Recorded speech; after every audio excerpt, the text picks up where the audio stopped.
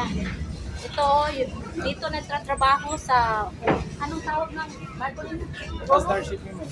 Asnar Shipping. Ito, paninda niya, 150 pesos. Sumakay kayo, meron siyang negosyo. Sige, dalawa lang doon.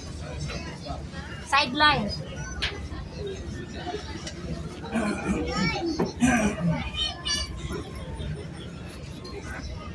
Dalawa lang. 300. Nyara, inyong snacks kay wa mo breakfast.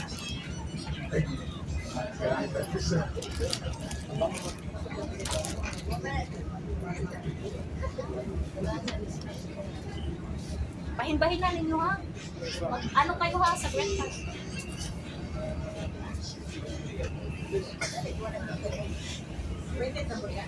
Oh, yan ninyo. Pagkape. Yung nag-interview ako kanina. Kayong lahat ha. Sige, pagkape. Sige.